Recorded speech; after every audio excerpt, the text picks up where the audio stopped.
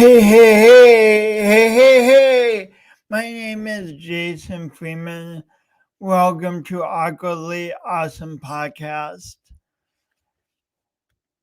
Episode, I don't remember. We'll be on episode 50. We're somewhere in the 50s. So welcome to episode somewhere in the 50s. Today, my guest is Michelle Dickinson. She's a well-being strategist. Think of that, a well-being strategist and a passionate mental health advocate. She'll be on in a little bit.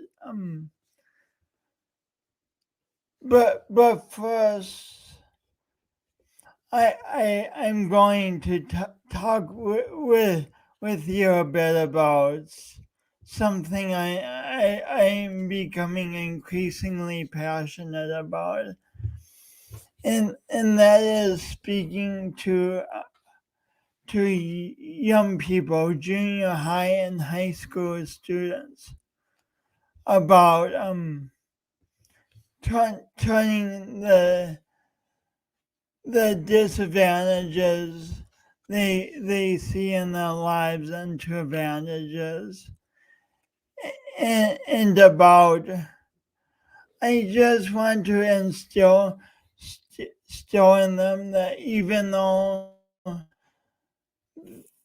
they might feel that they don't have all the answers, and that can be incredibly overwhelming, that they matter, and that finding the answers that they are seeking in their life is a process that will unfold as they grow. That they have time. That they have time to learn like us all. I want to talk to our young people about this because when I was in 7th grade, I was convinced that I had all the answers, and my answers were, Jason, you're an ineffective person. Jason, you are a pathetic person. Jason, you are a bad person.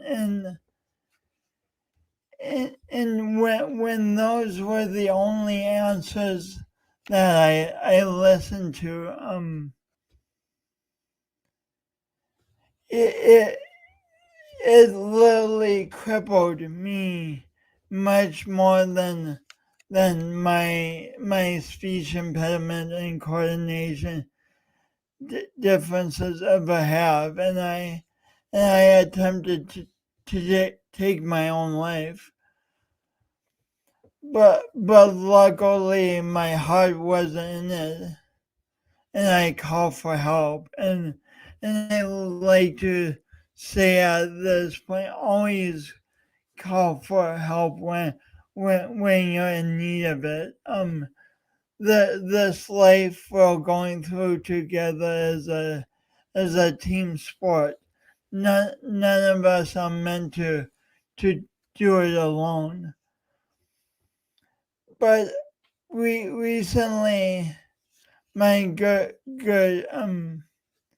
one of my good friends, Harmony Sedona, the radio whisperer herself, suggested that I start thinking about what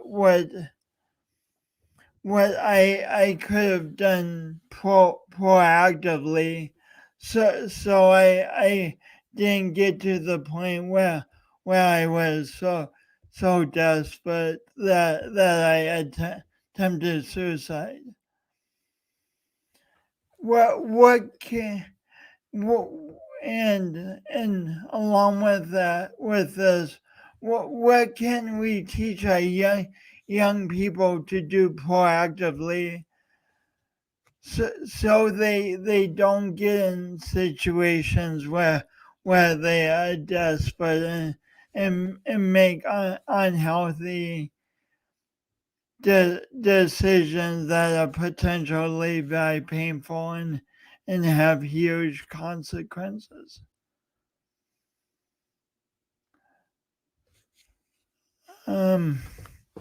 This I feel so good talking about this now because we we all as people of the world have so much potential to help life change for the good. I mean, just look back and think of how much life changed for the better between your great grandparents and grandparents generation, and then between your grandparents and parents generation, and in between your parents' generation and your generation. And speaking of that, my guest is in the green room. So without further ado, I'm going to bring her on. I'm so excited. See you in one sec. Today's guest, Michelle Dickinson. Let me tell you a little about Michelle before I bring her on.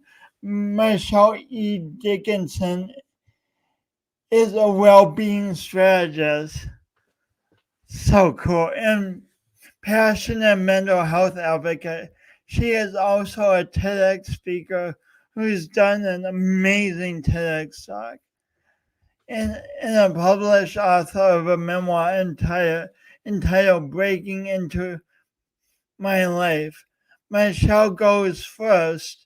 Get this, Michelle goes first and sees herself as a bridge that helps people get comfortable with their mental health so they can reach out and get the support they need before they hit a crisis. That sentence is so incredible. She makes it okay to not be okay and thrives on making a real difference in the lives of others, especially around their well-being. And now check this out. This is the track Michelle has decided to be on. Check this out. After years of playing the role of child caregiver to her mother with bipolar, Michelle embarked on her own healing journey of self-discovery. She went on to spend years working to eradicate the mental health stigma within her own workplace by elevating empathy and compassion, causing more open conversations and leading real change in how mental health is understood. She was instrumental in building the largest and fastest growing employee mental health research group while at her Fortune 50 company. She also knows firsthand what it feels like to struggle with mental illness after experiencing her own depression caused by her divorce. This has provided her with a rich perspective.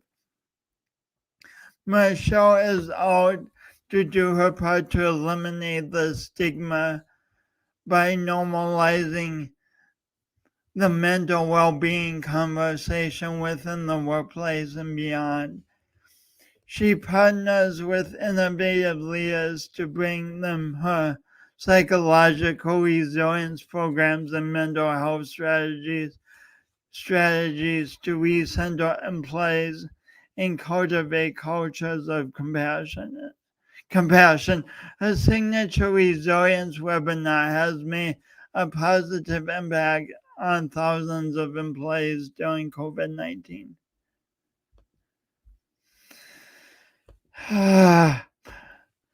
Michelle, it's so good to have you here. Thank you for coming on.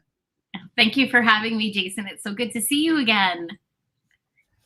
Yeah, it's great to see you. You're in New Jersey, right? I am in beautiful New Jersey. Yep.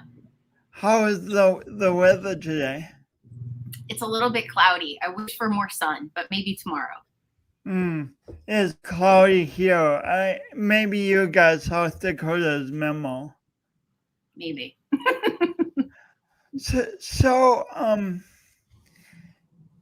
What one of the things, there's many things that fascinate me about your story is, but one of them is you could have gone down a very different path based on what you were taught in London, your family situation. How did you decide to go down a powerful path of helping people heal instead of a destructive path? And it would have been easy, right? It's very easy to get lost in the woe is me and sort of feel like you're at the effects of your circumstances. Honestly, Jason, I was just thrilled that I was able to have a successful career and be okay.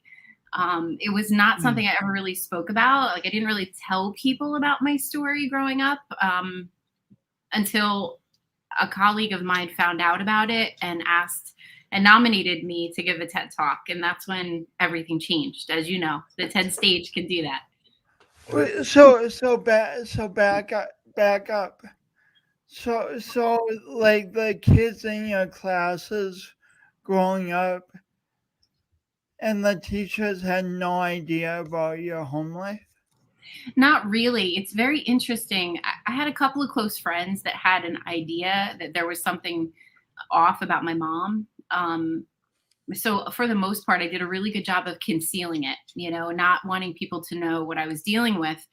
And it's so interesting because when I released my memoir, I actually had kids that I went to school with come up to me and say, I was dealing with the same thing at home.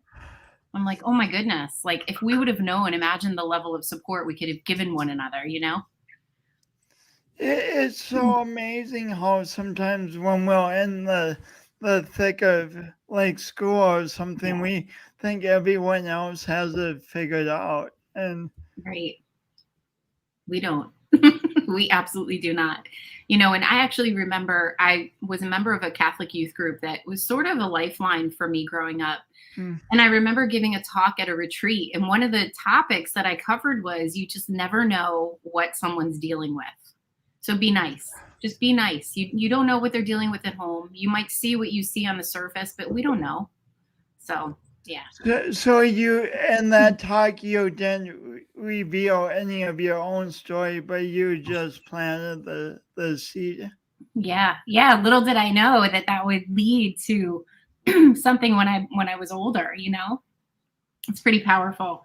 It's almost like a premonition that maybe I had as a young girl, that I wanted people to have more compassion for each other, and I wanted it even at a young age. Could you talk a little bit about you mentioned it in your TED Talk, the fear and uncertainty of the doorknob. I mean, we all open countless doors in our daily lives, but it has a special just talk about that. Yeah. If you know or love someone with a mental illness, particularly bipolar disorder, their moods can be very unpredictable. And my mother was very unpredictable. I didn't know the mother that I was coming home to every day. So the doorknob is one of the chapters that you can read on my website, Breaking Into My Life. But the whole essence of that is to have people realize the level of uncertainty, and children thrive on certainty and consistency, right? Oh, yeah. So, when I would come home, I never knew, was she going to be in a bad mood? Was she going to be in a good mood? Was she going to be abusive? Because my mother was known to be abusive. So I always met that back doorknob with trepidation, just not knowing what was going to be on the other side. Were you an only child? So I grew up with two cousins of mine for about 10 years, but essentially I was an only child. Did your mom's condition extend all through your childhood? Yeah, I would say the first memory I have of her behavior was her manic behavior was probably around 4 or 5. And then throughout my childhood, young adult years, she would be put into the hospital several times and have to be there. What would you tell a young person living in a situation with a manic Yeah. bipolar parent? Yeah, I think for me, the biggest thing that I learned coming out of that is that their illness has nothing to do with you. Their illness doesn't have a bearing. How you are doesn't change how they are. And so for many years, I would think that if I was just a good little girl, or if I just did this right, or if I did that to help her, then she wouldn't have an episode. And I really had no control, but I had this illusion that I had control. So it's recognizing where the line is, that the illness is your parent, and they're also someone who loves you very much. So just knowing where the line is, where you take care of you.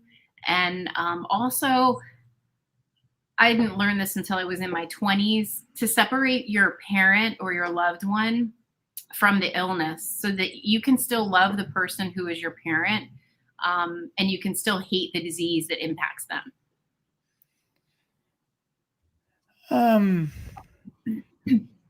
So, and speaking of taking a different road, and says hi. So he's a stroke survivor, but instead of wallowing in his in the after the stroke grief, or what all emotions come, he has a TV. They inspire the stroke survivors. It's Awesome. amazing. Like the Awesome stuff. It's so important, right? We get to say how it goes. So I had a great question before I put that up, and I kind of flew away. But so how do you and this goes for so many mental health conditions, how do you begin separating this person you deeply love from the disease that seems to control them at times? Yeah, I think for me, I was angry with my mom for many, many years. I was resentful. I was angry. I thought she was just a horrible person. But I think I was able to realize that she did the best she could later in life, when I did my own self-discovery work.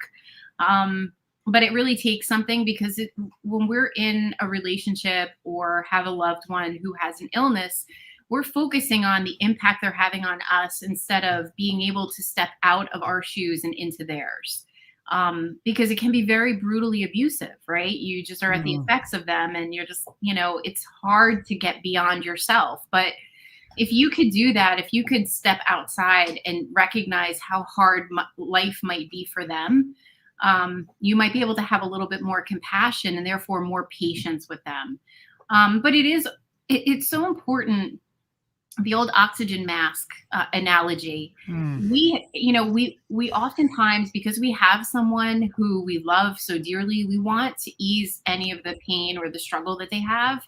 So what we tend to do is we give 150%, and our own needs and our own well-being falls by the wayside. So what we should be making sure that we're doing is caring for ourselves. It is not selfish. Make sure you're caring for yourself so you have the ability to care for them, and you're strong enough, and you're not going to be, easily rattled when they come at you with something that is hard to deal with. You have a section in your book about like being just so excited to go to school, and can you tell a little about that? Yeah, I mean, my mom's she had been hospitalized in a mental hospital several times throughout my childhood, and my dad was the breadwinner, so my dad would have to go to work. But there were times when she was just too fragile to be left alone and not sick enough to be in the hospital.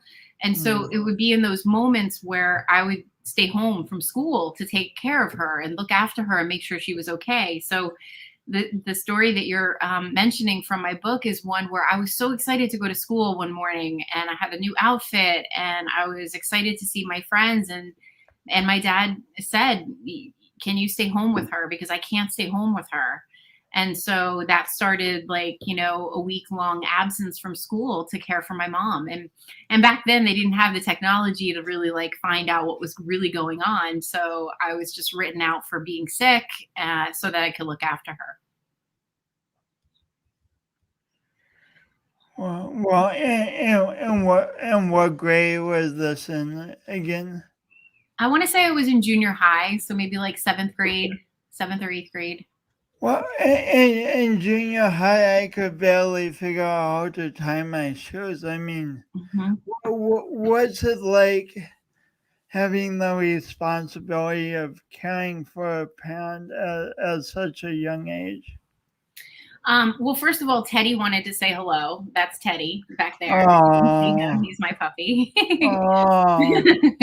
He's a crazy little corgi.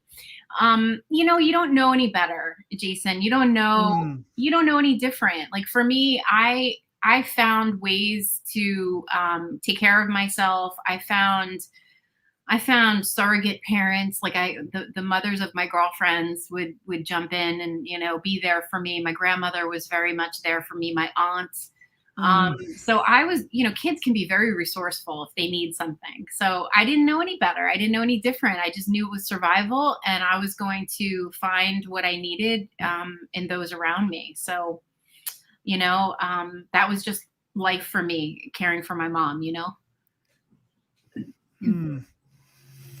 So how nice was it that you had family that was support? Yeah. Did they have any understanding of what was going on? Yeah, actually, my aunt, my godmother, was a nurse, so she was familiar with this, and my grandmother knew. I think a lot of our family members knew. Not too many of them would talk about it. It's sort of like, oh, look the other way. But my grandmother and my aunt were very instrumental in supporting me and checking in on me. So you get what you can, and then other family members would be like, oh, how is she, and then look away, it's just what it was. And stigma, when we talk about mental health stigma, that was back in the 80s and 90s. So it was definitely different than it is now. At least now we have celebrities talking about mental health, Well, yeah. Well, so we're making progress, and you're definitely a part of that. And says right on my show, we just say how our life goes. What happens to us doesn't define us. How we respond does. Yeah, really good, Aaron. Yeah, absolutely. Yep. Before we move on, what would you advise? Uh, what would you say to a parent who has kids today who knows they experience bipolar about parenting in a way that's healthy for both them and their children? Absolutely. There's some great therapy and treatment out there. And the best gift you can give your family is to make sure that you're getting the care that you need, right? Whether it's therapy or some type of counseling or prescription, I don't know. Your doctor would best determine the best kind of care for you.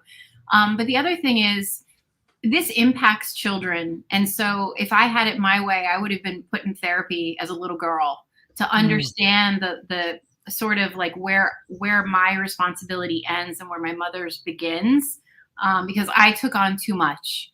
So helping me to understand her illness and understand my role would have been helpful. So I say that a parent who maybe struggles with a mental illness could do a really good thing and get their children into therapy so they understand it better.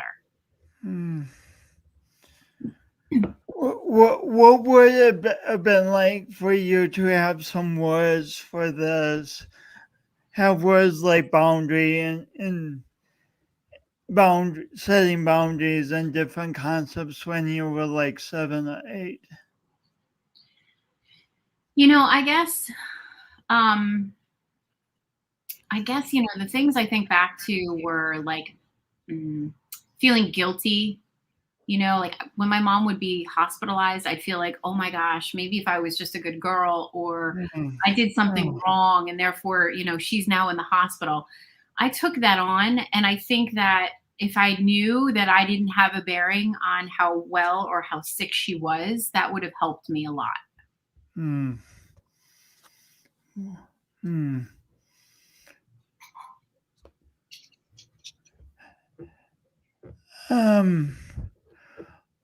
What do you enjoy most about breaking into my life?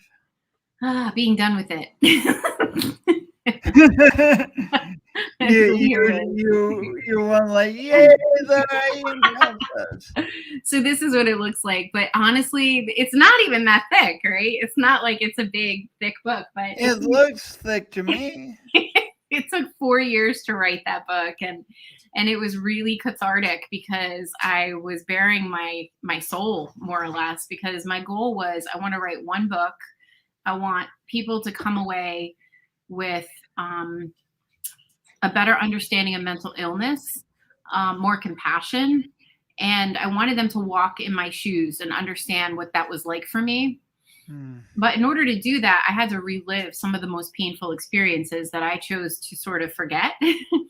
Wow. So I had to unearth a lot of stuff, which meant a lot of emotions would come up. So that's my justification for the reason why it took 4 years, was because there were times when I had to take like a few months off and step away to ground myself because it was hard. But honestly, I would have never imagined, Jason, the impact it would have made, because so many people who have either a loved one with mental illness or children who've gotten a hold of my book, they've reached out to me and, oh my gosh, that's worth its weight in gold, because I'm just blown away that my words could give them hope and make a difference, that they're going to be okay. That must be so rewarding, especially after a 4-year process that was so intense. Sometimes you had to like literally put this down and just step away for a few months. Wow. And I released the book in 2018, and everybody's been asking me for the audio version of it. And I have to tell you, I'm in the process of recording it, and it's like I have to relive it all over again. So like I did the first chapter and I was like, oh, this is going to be hard, because I haven't actually read the book in quite a few years. But I want to do that because I know a lot of people want to consume it on audiobook. So that's my next task. It sounds like it takes courage to like a lot of courage. Do you have any ideas for people who want to get a really difficult story down, but struggling with having to relive Yeah. aspects of the story they try to forget to cope. Yeah, I mean, definitely you want to make sure you're in a good place to write it.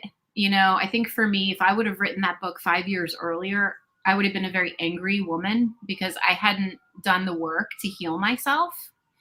Um, so for me, I knew I needed to sort of come to terms and find forgiveness and find compassion for my mom and for the situation before I could write the book from a more optimistic and I guess just a healthier place, because I didn't want to have there be a negative. If I would have written it 5 years earlier, I would have been very angry and it would have been very ugly and I would have been very blameful, and I just didn't have the capacity to find compassion for her. So I say, if you want to write your story, if you have something, because listen, so many of us have stories that can help people. Mhm. Absolutely do it, but make sure you're in a good enough place to do it, and make sure that you have done your part to heal so that you can truly get the listening of those that you can benefit. What was that journey like from f- going from like hating your mom and not understanding at all to finding compassion for her? And Yeah, I did this program called the Landmark Forum, and that was pretty much it for me. I mean, I did the Landmark Forum, and I'll never forget this experience. I was in the audience, and the instructor said, "I want everyone from ages 25 to 32 to stand up." And they stood up, and he said to us, "I want you to look at these people and remember what you knew at that age, and consider they were your parents, and what do you think they know about raising a child?" And I was like, oh my goodness, like that hit me, because my mom was a young mother, but she was also trying to raise a daughter and two cousins of mine with how young was she when she had you? I would say she was probably 30, maybe 30. Um, but that's when it hit me, like, parents don't get owner's manuals to children. They got to figure it out, No. like they got to figure it out. And my mother was doing it, and she was doing it while she was mentally ill, while she was trying to navigate her own illness. So I just, like, the guard came down, and I was like, oh my God, imagine how hard that was for her. Like, until that point, I was angry. So programs like that, even one-on-one therapy with a clinician, is going to have you try to start to look at your situation from all angles and not just Mm, so linear to the way that mm. you know it to be, because we believe absolute that our scenario is the worst on the planet. You can't convince me otherwise. But a clinician can help you start to see things from different perspectives to help you, broaden that understanding. So that day of the landmark forum was one turning point Yeah. in your journey towards compassion. Were there other like big turning point ahas? Um, I think when I was diagnosed with depression, right? Because for many, many years I was looking at mental illness from the sidelines.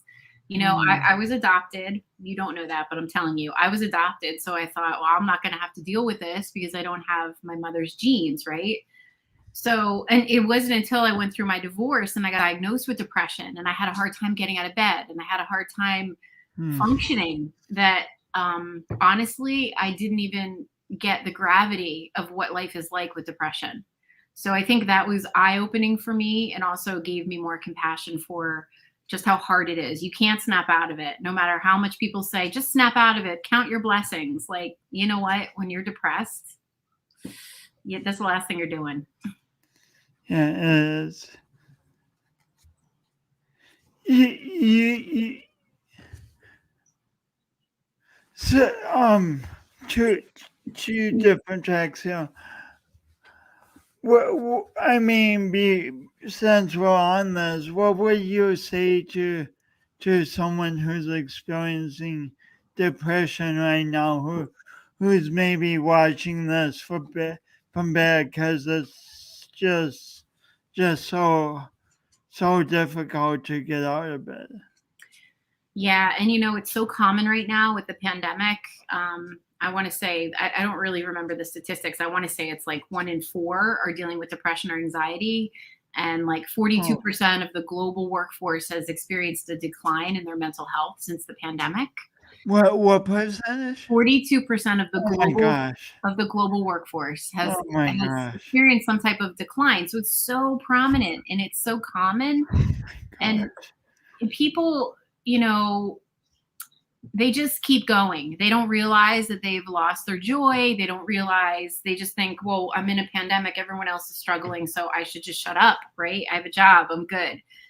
But honestly, if it's compromising your well-being, if it's compromising your joy, that's when you need to reach out. If you're not enjoying the things that you loved to do before, if you're having a hard time, socializing with those that you care about, that's a time to really look in the mirror and say, all right, maybe I need support. And you might not need a psychiatrist. You might just need, a social worker, or you might just benefit going for a cup of coffee with a friend and talking to someone who you trust, but talking about it is the first step. So finding someone you trust that you can sit down and talk to is really the first step, and not having any shame. It's just the brain, it's just the brain. Just because you are having a hard time doesn't mean, you're terminally mentally ill. It just means that you need support, just like you would for any other body part, And life is just not an individual sport. It takes a team to get through this. That's Yep. Very true. Very true. Lean on those that love you and those that you love. Profound. So you mentioned during your TEDx talk that at a certain point you began reading books about bipolar and watching videos. What was that like for you in terms of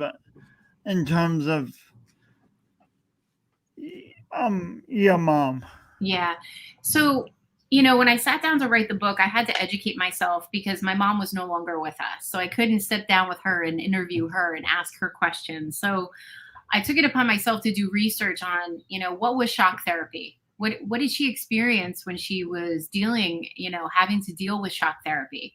I mean, I remember a very absent-minded mother, when she would come home from the hospital because she had undergone that. So I educated myself so I could really understand what life might have been like for her, so that I could articulate it to people in a responsible way in my book more than anything.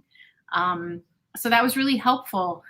And I guess I was annoyed at myself too, Jason, because I wasn't more curious about her illness when she was alive. So writing of the book made me more curious. I watched the documentary with Stephen Fry, The Secret Life of the Manic Depressant, with Carrie Fisher, which is it's an amazing documentary if you want to learn about it. And it's actually free on YouTube. So I would highly recommend checking it out. And it just gave me some insight. As you know, Carrie Fisher struggled with bipolar disorder, and she vividly explains the euphoria of mania and the depression and the darkness of depression. And that gave me insight into my mom's experience, because all I saw was someone crying on the couch or binge shopping. That's how I saw it, but I never really understood it.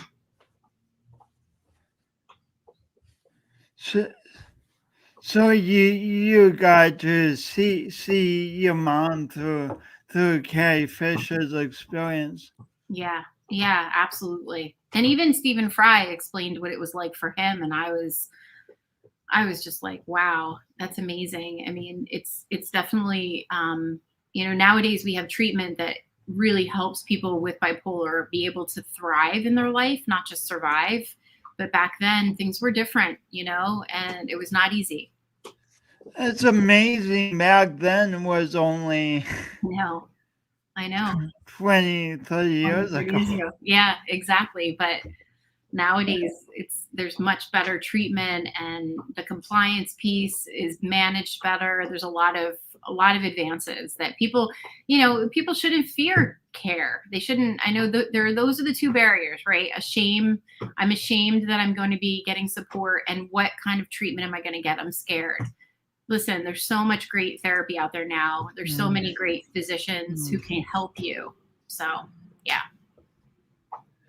What organization did you form? I had it well written in my notes, but it's suddenly not there. So hmm So I something created, about you're perfect as you are. yes, sorry. So I created a children's program to help kids realize that they were perfect, whole, and complete just as they were. Um, Oh, that's yeah, amazing. yeah. And so that program helped children realize their greatness and taught them how to nourish their body and nourish their mind. Yep. Yeah. So I developed that years ago, and my former company, I gave it to my former company, and now they deliver it in the community to help kids. So yeah. Well, well. What's one beautiful experience that a kid had through that program? Oh my goodness, there were so many. I mean, when we went out to deliver the program, we were targeting underserved communities where kids just had really rough lives at home. Um, Mm. just exposing them to better, healthy choices, to have gratitude for what they have, focus on what they have. Wow, have Yeah, gratitude for what they have. That sounds so healing.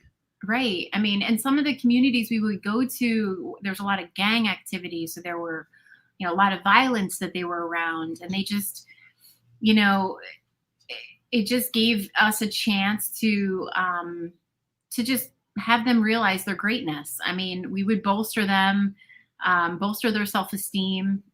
It was just a tremendous experience, and yeah, really, really a great way. And it was my healing journey. When I sat down to write this program and come up with a way to give back, it was like, well, what did I miss as a little girl, with my mother being, emotionally, mentally absent from my life in many ways. And it was Mm. the realization that I was perfect, whole, and complete, and that I could do anything I wanted. So Oh. if that was something that was missing, that's what I wanted every child to know, because I didn't have that. So how amazing! Like the creating this program helped you find healing and wholeness and Absolutely. completion, but at the same time, you're helping Yeah.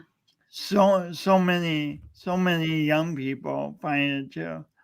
It's Yeah, that was my beautiful. goal. Yeah, for sure, for sure. And it was a team effort, like you said. Like, it wasn't just me. It was like I had the framework, but I worked with a group of people. We were the ones that reached the community, and you can't do this alone. It takes other people with big hearts that want to see us make a difference and help young people. So yeah.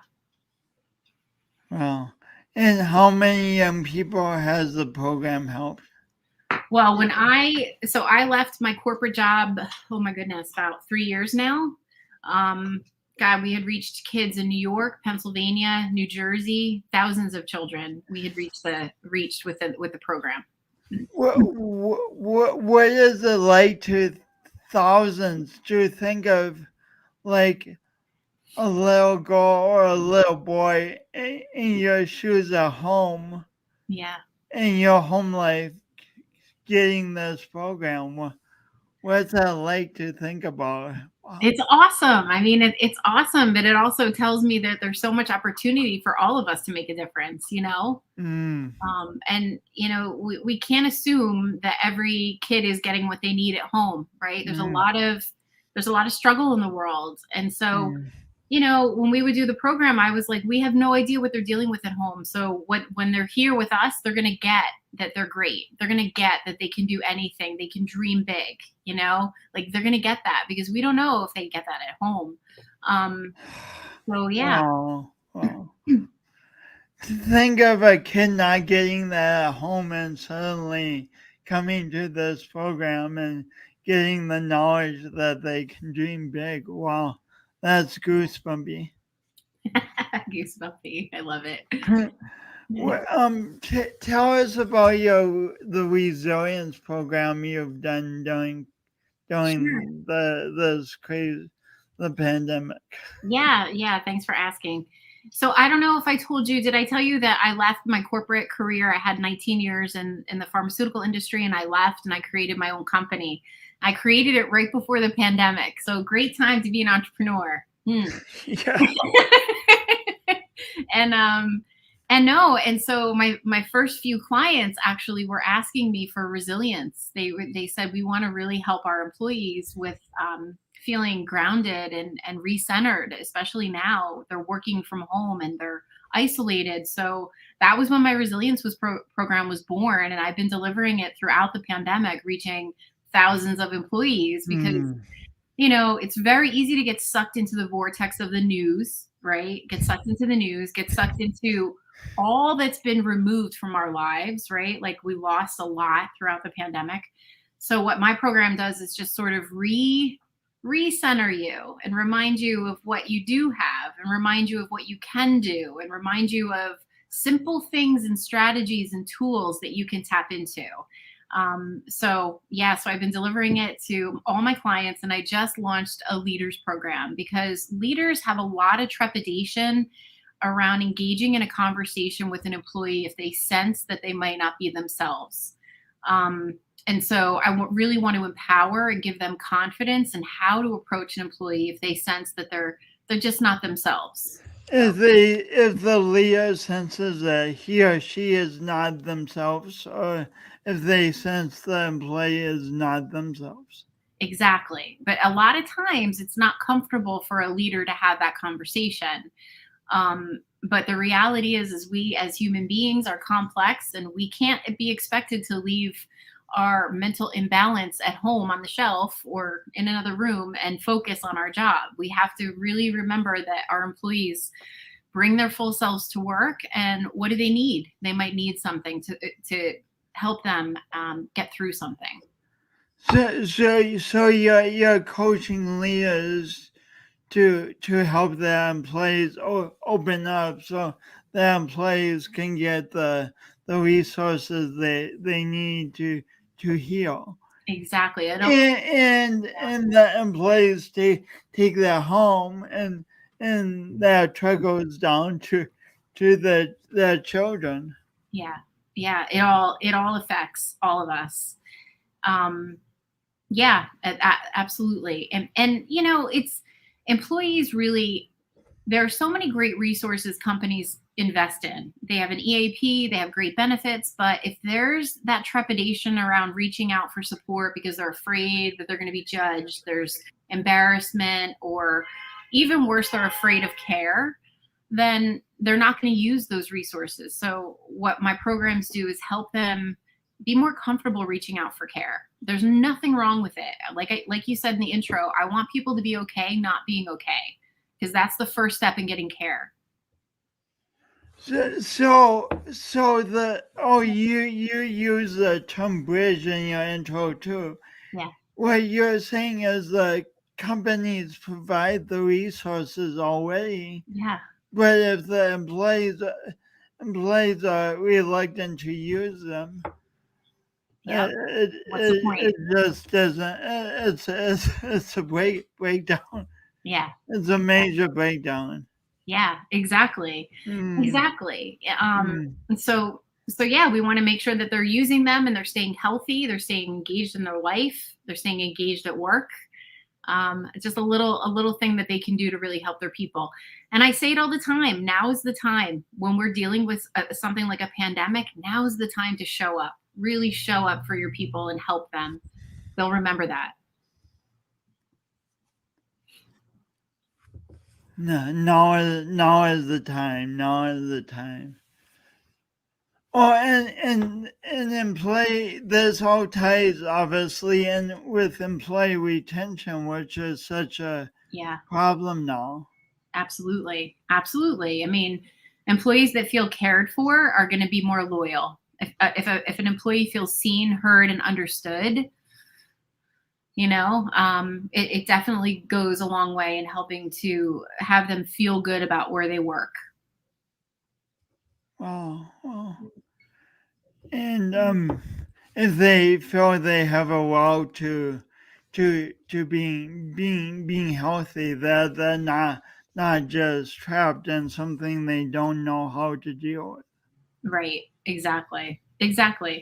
And you also have to remember we all have our own experiences and our own biases. So, if you've never had an interaction or an experience with someone with a mental illness, you are going to look at it in a very different way than someone like myself who understood what it was like to love someone with a mental illness. So we all come to these experiences with our own biases and our own preconceived notions. So we have some work to do to really help people understand the truth, the facts, and the resources. I hadn't expected to ask this question, but like I would never want to be labeled as just a guy with a speech impediment.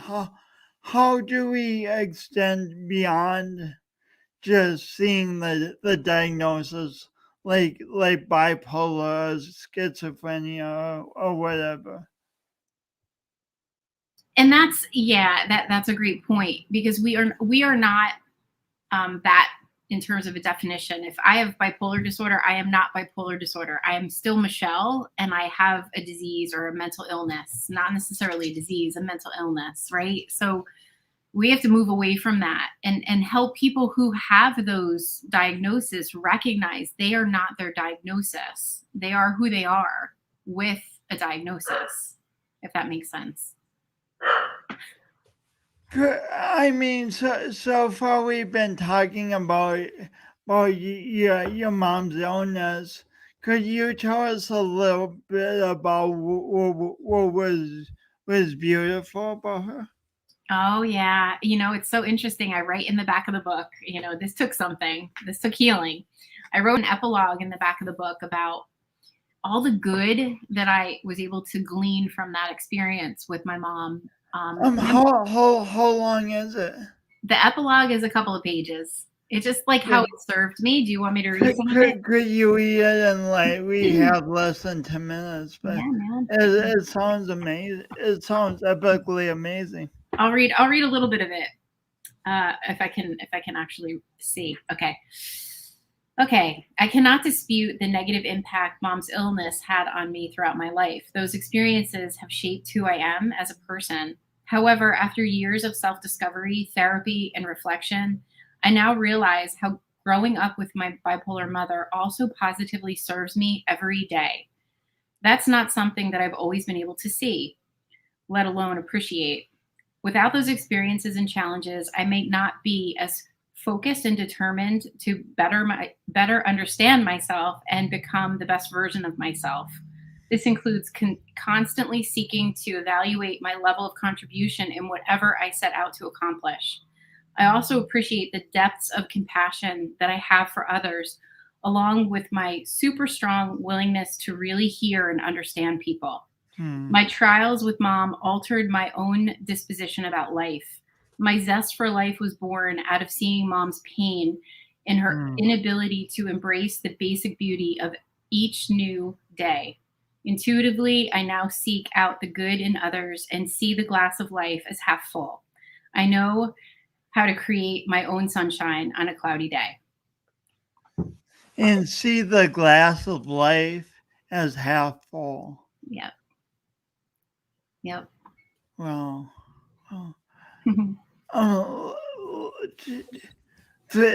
three more questions.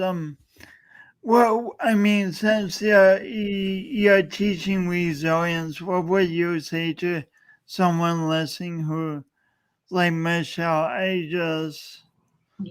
everything that's gone on the past few years is just so heavy. I just don't know where to begin. Yeah. Yeah, and it's really easy to get sucked into the narrative we have in our minds, right? Like what our emotions tell us and what our minds are telling us. So one of the things I recommend that people do is very very basic. Understand how you're doing every day. I'm sorry. Like understand in the morning when you wake up, how are you feeling emotionally? You Because mean like notice it? yeah, like we reflect more so on our physical ailments than we do on our emotional, Which is crazy when right? you say that. hmm So that's what I It's would so say. true. It's nuts. It's called the self audit, right? So if you do a self audit on how you're feeling and say you're not feeling so great, and you know, if I call my girlfriend and we have like a 10-minute conversation, it's definitely going to elevate my mood. So then you do that, because if you don't do that, you could actually feel worse in a few hours. So it's knowing how you're doing and doing something about it. I'm going to go for the run. I'm going to go for a walk. I'm going to meditate for a half an hour. Whatever, you have to get present to how you are before you can do something. So that's the first thing, checking in on yourself. Counting your gratitudes, 3 gratitudes every day. What are you grateful for? What is present in your life that you're grateful for? We are so caught up with the pandemic of everything we've lost. We've lost loved ones. We've lost things we love to do. We lost relationships, whatever we've lost. It's very easy to focus on the deficits. But instead, if you can take a few minutes every morning before your feet hit the floor and think about 3 things that you're grateful for, that's going to start you off in an entirely different way. So those 2 things, and then making sure you're getting enough sleep. People underestimate how sleep feeds our well-being. So making sure you're getting enough sleep, and don't deprive yourself of sleep. Thank you. Yeah. I ask all my guests this question. I talk about doing our imperfect best, and to me that means we have a vision of the best. But when imperfections come up, we use them to learn from and move forward instead of stopping or backtracking. Right. What does doing your imperfect best mean to you? Wow. I think it's not, it's taking some step forward. It might not be the ideal step forward, but it's some type of forward movement. You know, I have those days where I don't want to do anything and just throw the towel in and walk away. But then I think, well, what's one small thing I could do that would have me at least feel good that I took an action versus inaction or reverse. You know what I mean? So it's some In action or reverse. Yeah, it's like it's an incremental small movement forward is better than no movement. Amazing. Thanks so much. And lastly, how do people contact you? Sure. So you could reach out to me through my book, breakingintomylife.com, or you can follow me on Instagram. It's I think it's is it Michelle Dickinson? Yeah, sweet. Sorry, I should know this. Michelle Dickinson 71 on Instagram. You can follow me there. Follow me on LinkedIn. You follow me on Facebook, Michelle Dickinson. But I love hearing from people, so feel free to reach out to me.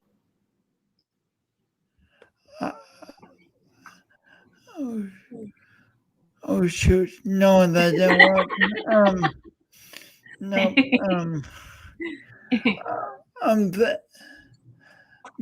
Shoot. It's okay. This is an example of something that should have been done before. Breaking into My life.com. Speaking of imperfect best. Absolutely. So thanks so much for being on the show. Yeah, it means so much that you've decided to take this path of healing for yourself, and then letting that healing ripple out to the world. It takes takes determination, it takes courage, it takes perseverance. Thanks for being you, Michelle. Thank you for having me. I admire you, Jason. Thank you. Oh my gosh. I get to do this as part of my work. It's so inspiring. Thanks for tuning in. I hope you learned a lot. Please reach out to Michelle. She has so much just practical wisdom about moving forward in life, no matter what we're dealing with. Until next Wednesday, thank you.